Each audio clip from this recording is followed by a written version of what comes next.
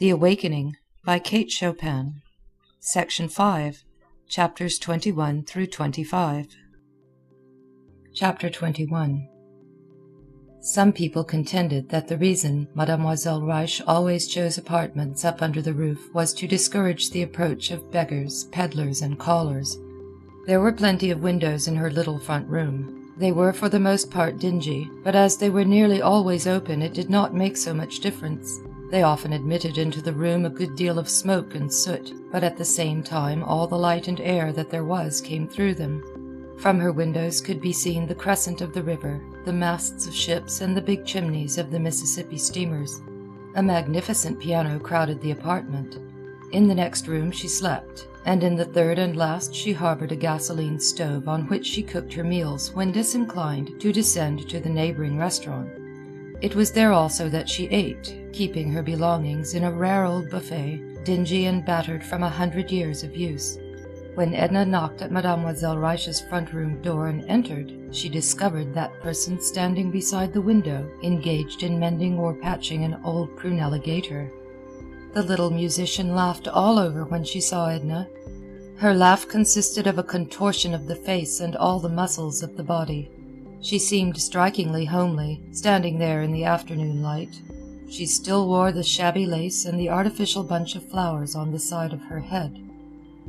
"So you remembered me at last," said Mademoiselle.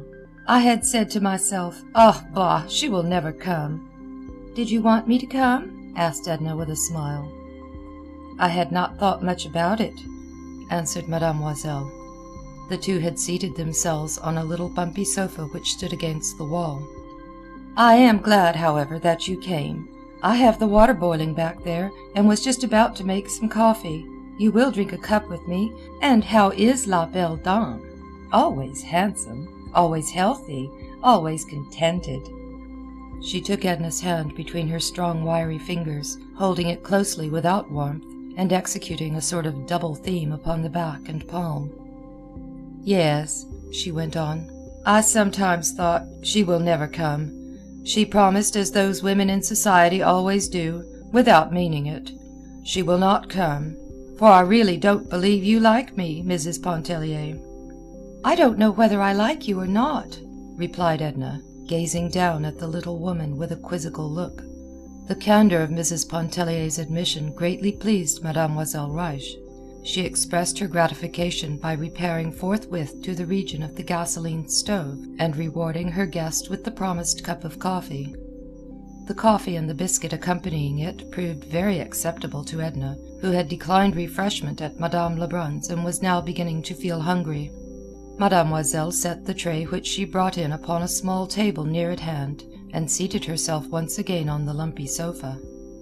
"I have had a letter from your friend," she remarked, as she poured a little cream into Edna's cup and handed it to her. "My friend?" "Yes, your friend Robert. He wrote to me from the city of Mexico." "Wrote to you?" repeated Edna in amazement, stirring her coffee absently. "Yes, to me. Why not? Don't stir all the warmth out of your coffee. Drink it. Though the letter might as well have been sent to you. It was nothing but Mrs. Pontellier from beginning to end." "Let me see it," requested the young woman entreatingly. "No, a letter concerns no one but the person who writes it and the one to whom it is written." "Haven't you just said it concerned me from beginning to end?" "It was written about you, not to you." "Ahem.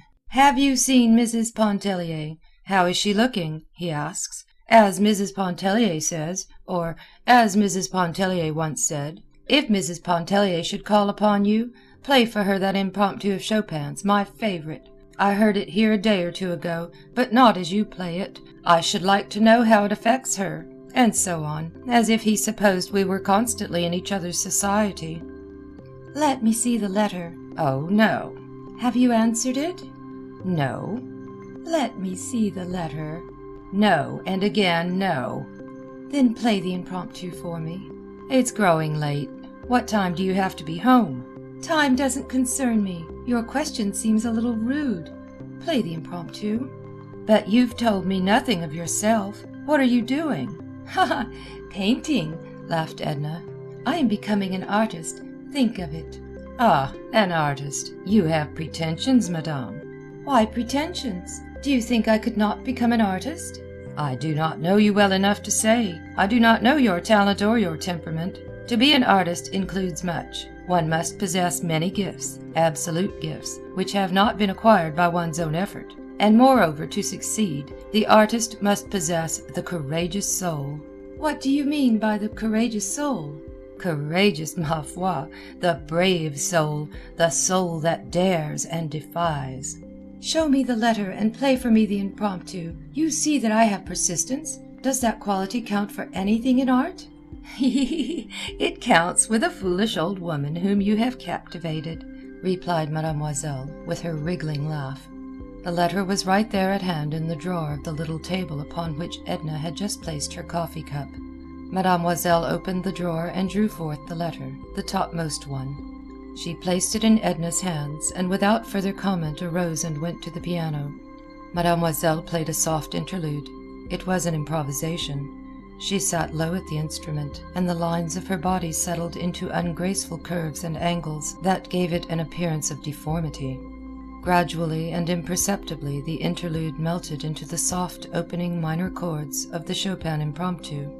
Edna did not know when the impromptu began or ended. She sat in the sofa corner reading Robert's letter by the fading light. Mademoiselle had glided from the Chopin into the quivering love notes of Isolde's song, and back again to the impromptu with its soulful and poignant longing. The shadows deepened in the little room. The music grew strange and fantastic, turbulent, insistent, plaintive and soft with entreaty. The shadows grew deeper. The music filled the room. It floated out upon the night, over the housetops, the crescent of the river, losing itself in the silence of the upper air. Edna was sobbing, just as she had wept one midnight at Grand Isle when strange new voices awoke in her. She arose in some agitation to take her departure. "May I come again, mademoiselle?" she asked at the threshold. "Come whenever you feel like it. Be careful. The stairs and landings are dark. Don't stumble." Mademoiselle re-entered and lit a candle. Robert's letter was on the floor.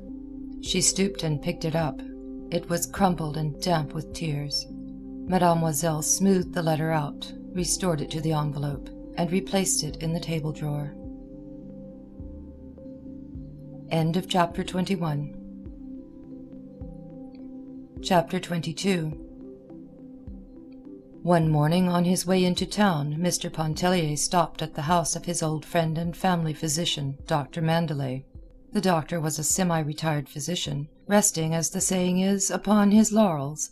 He bore a reputation for wisdom rather than skill, leaving the active practice of medicine to his assistants and younger contemporaries, and was much sought for in matters of consultation.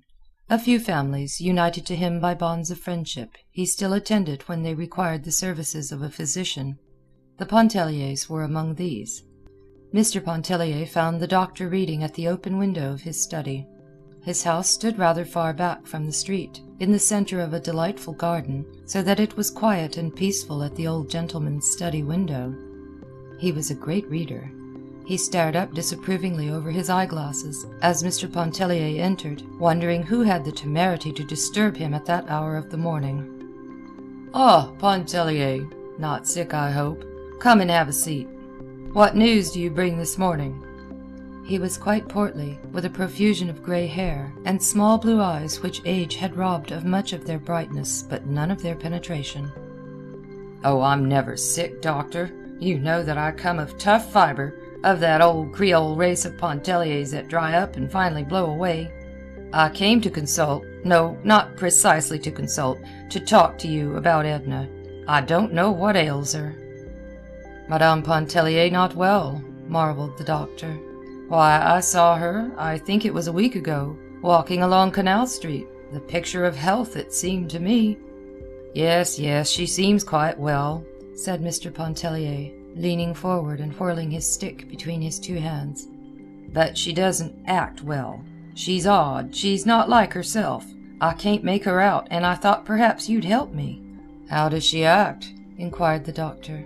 "Well, it isn't easy to explain," said Mr. Pontellier, throwing himself back in his chair. She lets the housekeeping go to the dickens. Well, well, women are not all alike, my dear Pontellier. We've got to consider. I know that. I told you I couldn't explain. Her whole attitude toward me and everybody and everything has changed. You know I have a quick temper, but I don't want to quarrel or be rude to a woman, especially my wife. Yet I'm driven to it, and I feel like 10,000 devils after I've made a fool of myself. She's making it devilishly uncomfortable for me, he went on nervously. She's got some sort of notion in her head concerning the eternal rights of women, and, you understand, we meet in the morning at the breakfast table. The old gentleman lifted his shaggy eyebrows, protruded his thick nether lip, and tapped the arms of his chair with his cushioned fingertips. What have you been doing to her, Pontellier? Doing? Parbleu! Has she, asked the doctor with a smile, has she been associating of late with a circle of pseudo-intellectual women, super-spiritual superior beings? My wife has been telling me about them. That's the trouble, broke in Mr. Pontellier. She hasn't been associating with anyone. She has abandoned her Tuesdays at home and has thrown over all her acquaintances and goes tramping about by herself, moping in the street cars, getting in after dark. I tell you she's peculiar. I don't like it. I feel a little worried over it. This was a new aspect for the doctor. Nothing hereditary? He asked seriously. Nothing peculiar about her family antecedents, is there? Oh, no, indeed. She comes of sound old Presbyterian Kentucky stock. The old gentleman, her father, I've heard, used to atone for his weekday sins with his Sunday devotions. I know for a fact that his racehorses literally ran away with the prettiest bit of Kentucky farming land I ever laid eyes upon. Margaret, you know Margaret, she has all the Presbyterianism undiluted, and the youngest is something of a vixen. By the way, she gets married in a couple of weeks from now. Send your wife up to the wedding, exclaimed the doctor, foreseeing a happy solution. Let her stay among her own people for a while. It will do her good. That's what I want her to do. She won't go to the marriage. She says a wedding is one of the most lamentable spectacles on earth. Nice thing for a woman to say to her husband, exclaimed Mr. Pontellier, fuming anew at the recollection. Pontellier, said the doctor, after a moment's reflection, let your wife alone for a while. Don't bother her, and don't let her bother you. Woman, my dear friend, is a very peculiar and delicate organism. A sensitive and highly organized woman, such as I know Mrs. Pontellier to be, is especially peculiar. It would require an inspired psychologist to deal successfully with them, and when ordinary fellows like you and me attempt to cope with their idiosyncrasies, the result is bungling. Most women are moody and whimsical. This is some passing whim of your wife, but due to some cause or causes which you and I needn't try to fathom. But it will pass happily over, especially if you let her alone. Send her around to see me. Oh, I couldn't do that. There'd be no reason for it, objected Mr. Pontellier. Then I'll go around and see her, said the doctor. I'll drop in to dinner some evening, en bon ami. Do, by all means, urged Mr. Pontellier. What evening will you come? Say Thursday. Will you come Thursday? He asked, rising to take his leave. Very well, Thursday. My wife may possibly have some engagement for me Thursday. In case she has, I shall let you know. Otherwise, you may expect me. Mr. Pontellier turned before leaving to say, I am going to New York on business very soon. I have a big scheme on hand, and I want to be on the field proper to pull the ropes and handle the ribbons. We'll let you in on the inside if you say so, Doctor, he laughed. No, I thank you, my dear sir, returned the doctor. I leave such ventures to you younger men with the fever of life still in your blood. What I wanted to say, continued Mr. Pontellier, with his hand on the knob, I may have to be absent for a good while. Would you advise me to take Edna along? By all means, if she wishes to go. If not, leave her here. Don't contradict her. The mood will pass, I assure you. It may take a month, 2, 3 months, possibly longer, but it will pass. Have patience. Well, goodbye, à jeudi, said Mr. Pontellier, as he let himself out. The doctor would have liked during the course of the conversation to ask, "Is there any man in the case?" But he knew his Creole too well to make such a blunder as that. He did not resume his book immediately, but sat for a while meditatively looking out into the garden. End of chapter 22. Chapter 23. Edna's father was in the city, and had been with them several days. She was not very warmly or deeply attached to him, but they had certain tastes in common, and when together they were companionable. His coming was in the nature of a welcome disturbance. It seemed to furnish a new direction for her emotions. He had come to purchase a wedding gift for his daughter, Janet, and an outfit for himself in which he might make a creditable appearance at her marriage. Mr. Pontellier had selected the bridal gift, as everyone immediately connected with him always deferred to his taste in such matters, and his suggestions on the question of dress, which too often assumes the nature of a problem, were of inestimable value to his father-in-law. But for the past few days the old gentleman had been upon Edna's hands, and in his society she was becoming acquainted with a new set of sensations. He had been a colonel in the Confederate Army, and still maintained, with the title, the military bearing which had always accompanied it. His hair and moustache were white and silky, emphasizing the rugged bronze of his face. He was tall and thin, and wore his coats padded, which gave a fictitious breadth and depth to his shoulders and chest. Edna and her father looked very distinguished together, and excited a good deal of notice during their perambulations. Upon his arrival she began by introducing him to her atelier and making a sketch of him. He took the whole matter very seriously. If her talent had been tenfold greater than it was, it would not have surprised him, convinced as he was that he had bequeathed to all of his daughters the gems of a masterful capability, which only depended upon their own efforts to be directed toward successful achievement. Before her pencil he sat rigid and unflinching, as he had faced the cannon's mouth in days gone by. He resented the intrusion of the children, who gaped with wondering eyes at him, sitting so stiff up there in their mother's bright atelier. When they drew near he motioned them away with an expressive action of the foot, loath to disturb the fixed lines of his countenance, his arms, or his rigid shoulders.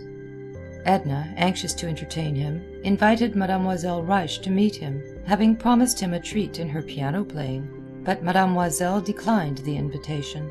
So together they attended a soirée musicale at the Ratignolles. Monsieur and Madame Ratignolle made much of the colonel, installing him as the guest of honor and engaging him at once to dine with them the following Sunday, or at any day which he might select. Madame coquetted with him in the most captivating and naïve manner, with eyes, gestures, and a profusion of compliments, till the colonel's old head felt 30 years younger on his padded shoulders. Edna marveled, not comprehending. She herself was almost devoid of coquetry. There were 1 or 2 men whom she observed at the soirée musicale, but she would never have felt moved to any kittenish display to attract their notice, to any feline or feminine wiles to express herself toward them. Their personality attracted her in an agreeable way. Her fancy selected them, and she was glad when a lull in the music gave them an opportunity to meet her and talk with her. Often on the street the glance of strange eyes had lingered in her memory, and sometimes had disturbed her. Mr. Pontellier did not attend these soirées musicales. He considered them bourgeois, and found more diversion at the club. To Madame Ratignolle he said the music dispensed at her soirées was too heavy, too far beyond his untrained comprehension. His excuse flattered her, but she disapproved of Mr. Pontellier's club, and she was frank enough to tell Edna so. "It's a pity Mr. Pontellier doesn't stay home more in the evenings. I think you would be more, well, if you don't mind my saying it, more united if he did." "Oh, no, dear," said Edna, with a blank look in her eyes. "What should I do if he stayed home? We wouldn't have anything to say to each other." She had not much of anything to say to her father, for that matter, but he did not antagonize her. She discovered that he interested her, though she realized that he might not interest her long, and for the first time in her life she felt as if she were thoroughly acquainted with him. He kept her busy serving him and ministering to his wants. It amused her to do so. She would not permit a servant or one of the children to do anything for him which she might do herself. Her husband noticed, and thought it was the expression of a deep filial attachment which he had never suspected. The colonel drank numerous toddies during the course of the day, which left him, however, imperturbed. He was an expert at concocting strong drinks. He had even invented some, to which he had given fantastic names, and for whose manufacture he required diverse ingredients that it devolved upon Edna to procure for him. When Dr. Mandelet dined with the Pontelliers on Thursday, he could discern in Mrs. Pontellier no trace of that morbid condition which her husband had reported to him. She was excited and in a manner radiant. She and her father had been to the race-course, and their thoughts when they seated themselves at table were still occupied with the events of the afternoon, and their talk was still of the track. The doctor had not kept pace with turf affairs. He had certain recollections of racing in what he called the good old times, when the Lecomte stables flourished, and he drew upon this fund of memories so that he might not be left out and seem wholly devoid of the modern spirit. But he failed to impose upon the colonel, and was even far from impressing him with his trumped-up knowledge of bygone days. Edna had staked her father on his last venture, with the most gratifying results to both of them. Besides, they had met some very charming people, according to the colonel's impressions. Mrs. Mortimer Merriman and Mrs. James Highcamp, who were there with Alcée Arobin, had joined them and had enlivened the hours in a fashion that warmed him to think of. Mr. Pontellier himself had no particular leaning toward horse racing, and was even rather inclined to discourage it as a pastime, especially when he considered the fate of that bluegrass farm in Kentucky. He endeavored, in a general way, to express a particular disapproval, and only succeeded in arousing the ire and opposition of his father-in-law.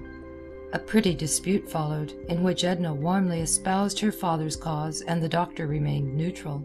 He observed his hostess attentively from under his shaggy brows, and noted a subtle change which had transformed her from the listless woman he had known into a being who, for the moment, seemed palpitant with the forces of life.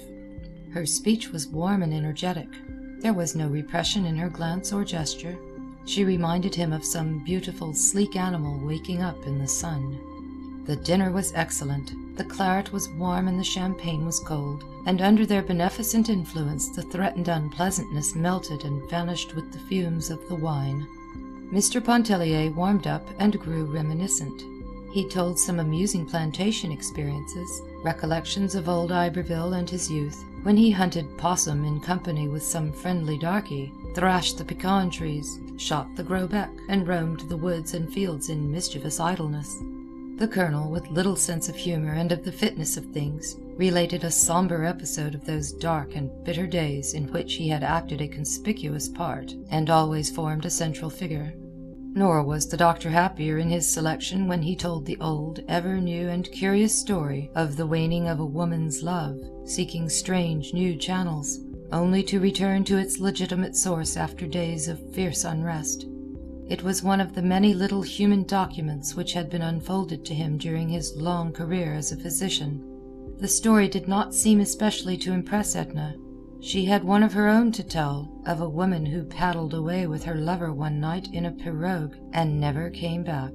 They were lost amid the Baratarian Islands, and no one ever heard of them or found trace of them from that day to this. It was a pure invention. She said that Madame Antoine had related it to her. That also was an invention. Perhaps it was a dream she had had, but every glowing word seemed real to those who listened. They could feel the hot breath of the southern night. They could hear the long sweep of the pirogue through the glistening moonlit water, the beating of the birds' wings, rising startled from among the reeds in the salt-water pools. They could see the faces of the lovers, pale, close together, wrapped in oblivious forgetfulness, drifting into the unknown. The champagne was cold, and its subtle fumes played fantastic tricks with Edna's memory that night. Outside, away from the glow of the fire and the soft lamplight, the night was chill and murky. The doctor doubled his old-fashioned cloak across his breast as he strode home through the darkness. He knew his fellow creatures better than most men, knew that inner life which so seldom unfolds itself to unanointed eyes. He was sorry he had accepted Pontellier's invitation. He was growing old, and beginning to need rest and an imperturbed spirit. He did not want the secrets of other lives thrust upon him. "I hope it isn't Arobin," he muttered to himself as he walked. "I hope to heaven it isn't Alcée Arobin." End of chapter 23. Chapter 24. Edna and her father had a warm and almost violent dispute upon the subject of her refusal to attend her sister's wedding. Mr. Pontellier declined to interfere, to interpose either his influence or his authority. He was following Dr. Mandelet's advice and letting her do as she liked. The colonel reproached his daughter for her lack of filial kindness and respect, her want of sisterly affection and womanly consideration. His arguments were labored and unconvincing. He doubted if Janet would accept any excuse, forgetting that Edna had offered none. He doubted if Janet would ever speak to her again, and he was sure Margaret would not. Edna was glad to be rid of her father when he finally took himself off with his wedding garments and his bridal gifts, with his padded shoulders, his Bible reading, his toddies and ponderous oaths. Mr. Pontellier followed him closely. He meant to stop at the wedding on his way to New York and endeavor by every means which money and love could devise to atone somewhat for Edna's incomprehensible action. "You are too lenient by far, Léonce," asserted the colonel. "Authority, coercion are what is needed. Put your foot down good and hard. The only way to manage a wife, take my word for it." The colonel was perhaps unaware that he had coerced his own wife into her grave. Mr. Pontellier had a vague suspicion of it which he thought it needless to mention at that late day. Edna was not so consciously gratified at her husband's leaving home as she had been over the departure of her father. As the day approached when he was to leave her for a comparatively long stay, she grew melting and affectionate, remembering his many acts of consideration and his repeated expressions of an ardent attachment. She was solicitous about his health and his welfare. She bustled around, looking after his clothing, thinking about heavy underwear, quite as Madame Ratignolle would have done under similar circumstances. She cried when he went away, calling him her dear good friend, and she was quite certain she would grow lonely before very long and go to join him in New York. But after all, a radiant peace settled upon her when she at last found herself alone. Even the children were gone. Old Madame Pontellier had come herself and carried them off to Iberville with their quadroon. The old madame did not venture to say she was afraid they would be neglected during Léonce's absence. She hardly ventured to think so. She was hungry for them, even a little fierce in her attachment. She did not want them to be wholly children of the pavement. She always said, when begging to have them for a space, she wished them to know the country, with its streams, its fields, its woods, its freedom, so delicious to the young. She wished them to taste something of the life their father had lived and known and loved when he too was a little child. When Edna was at last alone, she breathed a big, genuine sigh of relief. A feeling that was unfamiliar but very delicious came over her. She walked all through the house, from one room to another, as if inspecting it for the first time. She tried the various chairs and lounges, as if she had never sat and reclined upon them before, and she perambulated around the outside of the house, investigating, looking to see if windows and shutters were secure and in order. The flowers were like new acquaintances. She approached them in a familiar spirit, and made herself at home among them. The garden walks were damp, and Edna called to the maid to bring out her rubber sandals. And there she stayed, and stooped, digging around the plants, trimming, picking dead dry leaves. The children's little dog came out, interfering, getting in her way. She scolded him, laughed at him, played with him. The garden smelled so good and looked so pretty in the afternoon sunlight. Edna plucked all the bright flowers she could find, and went into the house with them, she and the little dog. Even the kitchen assumed a sudden interesting character which she had never before perceived. She went in to give directions to the cook, to say that the butcher would have to bring much less meat, that they would require only half their usual quantity of bread, of milk and groceries.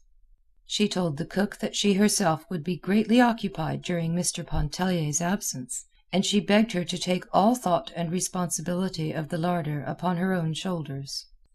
That night Edna dined alone. The candelabra, with a few candles in the center of the table, gave all the light she needed. Outside the circle of light in which she sat, the large dining room looked solemn and shadowy. The cook, placed upon her mettle, served a delicious repast, a luscious tenderloin broiled à point. The wine tasted good. The marron glacé seemed to be just what she wanted. It was so pleasant, too, to dine in a comfortable peignoir. She thought a little sentimentally about Léonce and the children, and wondered what they were doing. As she gave a dainty scrap or two to the doggie, she talked intimately to him about Etienne and Raoul. He was beside himself with astonishment and delight over these companionable advances, and showed his appreciation by his little quick, snappy barks and a lively agitation.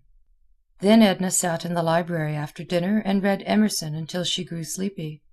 She realized that she had neglected her reading, and determined to start anew upon a course of improving studies, now that her time was completely her own to do with as she liked. After a refreshing bath, Edna went to bed, and as she snuggled comfortably beneath the eiderdown a sense of restfulness invaded her, such as she had not known before. End of chapter 24. Chapter 25. When the weather was dark and cloudy, Edna could not work. She needed the sun to mellow and temper her mood to the sticking point. She had reached a stage when she seemed to be no longer feeling her way, working, when in the humor, with sureness and ease, and being devoid of ambition, and striving not towards accomplishment. She drew satisfaction from the work in itself. On rainy or melancholy days Edna went out and sought the society of the friends she had made at Grand Isle, or else she stayed indoors and nursed a mood with which she was becoming too familiar for her own comfort and peace of mind. It was not despair, but it seemed to her as if life were passing by, leaving its promise broken and unfulfilled. Yet there were other days when she listened, was led on and deceived by fresh promises which her youth held out to her. She went again to the Reiszes, and again Alcée Arobin and Mrs. Highcamp called for her one bright afternoon in Arobin's drag. Mrs. Highcamp was a worldly but unaffected, intelligent, slim, tall blonde woman in the 40s, with an indifferent manner and blue eyes that stared. She had a daughter who served her as a pretext for cultivating the society of young men of fashion. Alcée Arobin was one of them. He was a familiar figure at the race-course, the opera, the fashionable clubs. There was a perpetual smile in his eyes, which seldom failed to awaken a corresponding cheerfulness in anyone who looked into them and listened to his good-humored voice. His manner was quiet, and at times a little insolent. He possessed a good figure, a pleasing face, not overburdened with depth of thought or feeling, and his dress was that of the conventional man of fashion.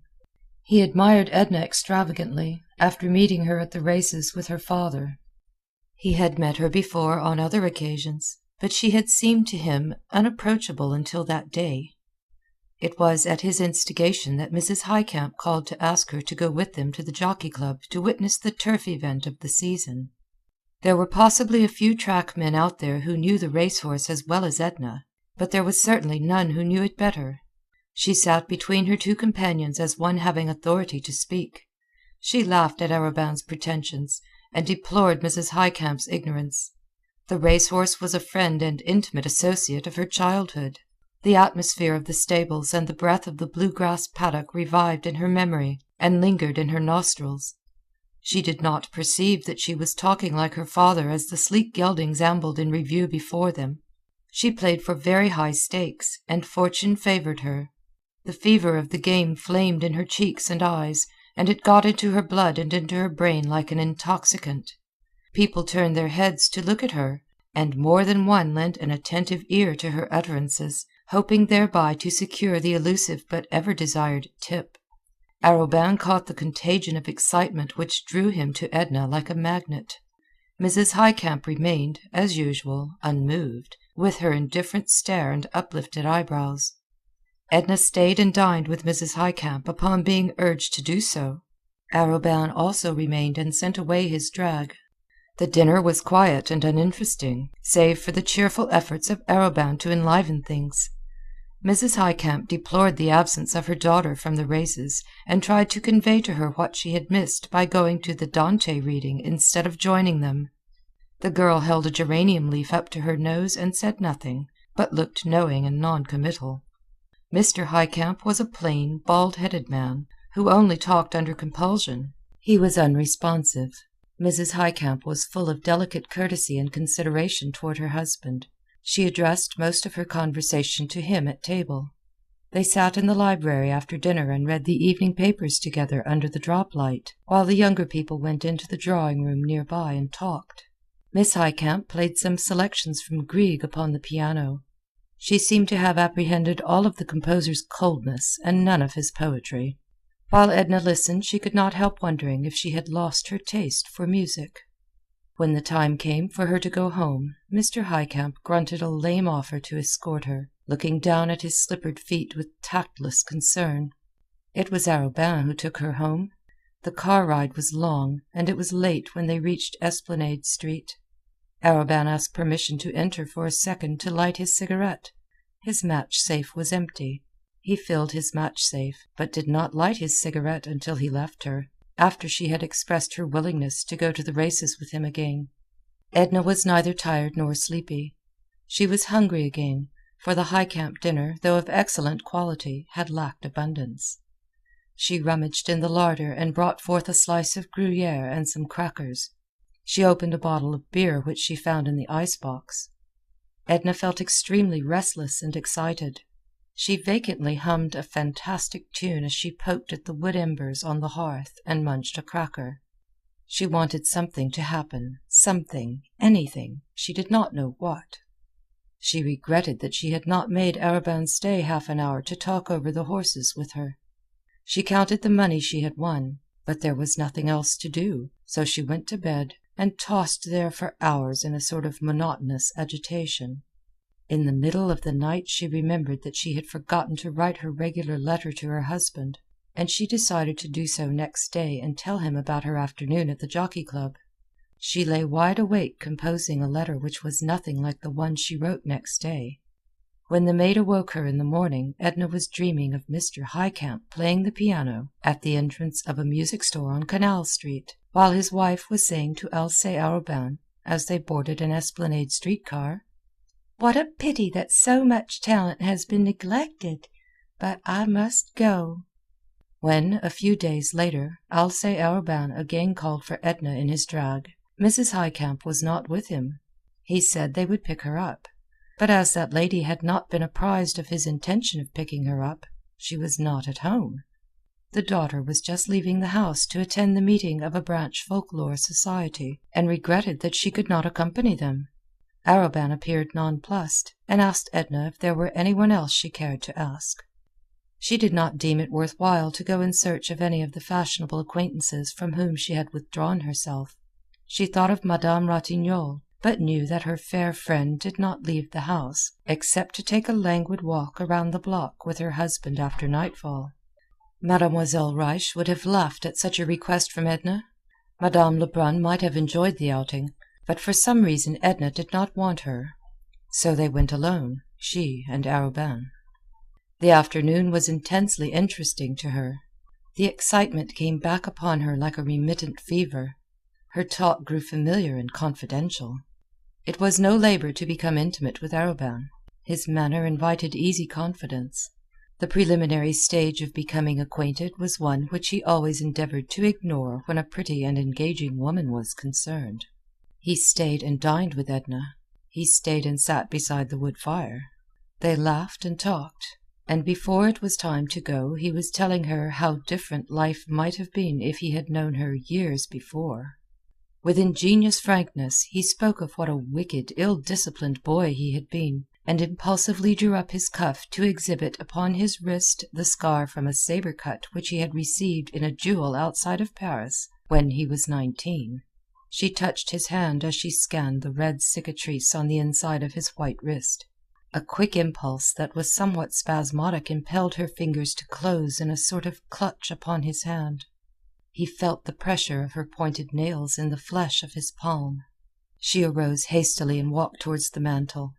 "The sight of a wound or scar always agitates and sickens me," she said. "I shouldn't have looked at it." "I beg your pardon," he entreated, following her. "It never occurred to me that it might be repulsive." He stood close to her, and the effrontery in his eyes repelled the old vanishing self in her, yet drew all her awakening sensuousness. He saw enough in her face to impel him to take her hand and hold it, while he said his lingering good night. "Will you go to the races again?" he asked. "No," she said. "I've had enough of the races. I don't want to lose all the money I've won, and I've got to work when the weather is bright instead of—" "Yes, work, to be sure. You promised to show me your work. What morning may I come up to your atelier? Tomorrow?" "No." "Day after?" "No, no." "Oh, please don't refuse me. I know something of such things. I might help you with a stray suggestion or two." "No. Good night. Why don't you go after you have said good night? I don't like you," she went on in a high, excited pitch, attempting to draw away her hand. She felt that her words lacked dignity and sincerity, and she knew that he felt it. "I'm sorry you don't like me. I'm sorry I offended you. How have I offended you? What have I done? Can't you forgive me?" And he bent down and pressed his lips upon her hand as if he wished never more to withdraw them. "Mr. Arobin," she complained, "I'm greatly upset by the excitement of the afternoon. I'm not myself. My manner must have misled you in some way. I wish you to go, please." She spoke in a monotonous, dull tone. He took his hat from the table, and stood with eyes turned from her, looking into the dying fire. For a moment or two he kept an impressive silence. "Your manner has not misled me, Mrs. Pontellier," he said finally. "My own emotions have done that. I couldn't help it. When I'm near you, how could I help it? Don't think anything of it. Don't bother, please. You see, I go when you command me. If you wish me to stay away, I shall do so. If you let me come back, I— "Oh, will you let me come back?" He cast one appealing glance at her, to which she made no response. Alcée Arobin's manner was so genuine that it often deceived even himself. Edna did not care or think whether it were genuine or not. When she was alone she looked mechanically at the back of her hand which he had kissed so warmly. Then she leaned her head down on the mantelpiece. She felt somewhat like a woman who in a moment of passion is betrayed into an act of infidelity, and realizes the significance of the act without being wholly awakened from its glamour. The thought was passing vaguely through her mind. What would he think? She did not mean her husband. She was thinking of Robert Lebrun. Her husband seemed to her now like a person whom she had married without love as an excuse. She lit a candle and went up to her room. Alcée Arobin was absolutely nothing to her. Yet his presence, his manners, the warmth of his glances, and above all the touch of his lips upon her hand had acted like a narcotic upon her. She slept a languorous sleep, interwoven with vanishing dreams. End of chapter 25. End of section 5.